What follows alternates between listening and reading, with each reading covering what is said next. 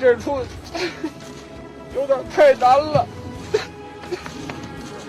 倘若恩师今犹在，怎舍儿徒战群狼？曾几何时，郭老师也是有师傅保护的人，即便是所有人都指责他，但师傅侯耀文永远都站在他身前，替他挡掉那些明枪暗箭。在郭老师举步维艰的时候，是侯耀文老先生的接纳和认可，让郭老师在北京有了扎根下去的底气。拜师后的郭老师更是在偌大的北京城里有了归属感。但谁能想到，意外来的那么突然，一场疾病带走了郭老师的恩师。无论任何时候提起侯耀文老先生，郭老师都是又懊悔又怀念。侯先生其实我认识的时间并不是很早，不是从小就认识他。侯耀文先生这大家都熟悉啊，很可惜去世的时候才59岁，英年早逝。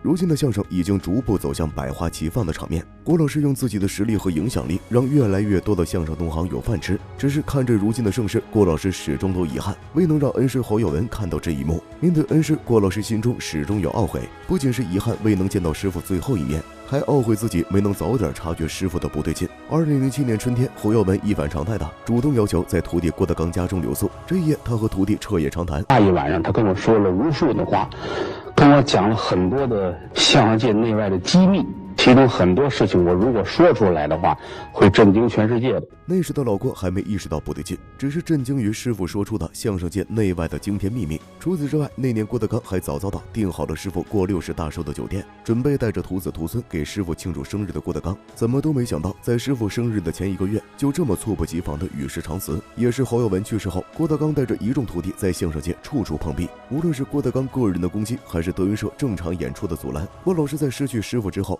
才真正见识到同行的恶。也是从那时候开始，郭老师开始睚眦必报，寸步不让。只有同行之间才是赤裸裸的仇恨。我所针对的是针对相声界内部我吃了他们几10年的苦，我知道我让一步，那么我以及我的徒子徒孙们无立身之处。就像侯耀文曾经保护自己一样，郭老师开始展开羽翼，保护自己的徒子徒孙。因为郭老师十分明白，以前自己可以不计较那么多，是因为有师傅在自己身前护着；如今自己一步都不能退，是因为自己身后站着的徒弟们，自己哪怕敢退一步，那身后徒弟们就要陷入水深火热之中。所以那些年，在我们看来，郭老师处处得罪人，可又有谁知道，郭老师都是事出有因呐。如今侯耀文老先生已经离开我们17年了，而当初承诺师傅照顾家人的郭德纲也兑现承诺17年。哎啊，他管我叫舅舅啊，他小名叫窝窝，他姥爷是我师傅侯耀文先生。给我的，给哥哥的。哎呦，你都长大了啊！跟大家打招呼说大家好啊！我上台就喊舅舅，足以看出私下和郭老师有多熟悉。当侯赞争取遗产后，郭老师还一直照顾恩师的女儿。如今侯耀文的外孙女出现在德云社的舞台上，可见郭老师一直没忘记自己当初的承诺。当然了，除了窝窝上台外，作为侯耀文先生留下的非物质文化遗产，侯震在德云社也是颇有地位。要不他怎么敢在台上做出这事来？主持人呢，这是我师弟，相声大师侯宝林先生的长子长孙，这是少侯爷侯震。哎，刚才后台玩手机，所以没上来啊。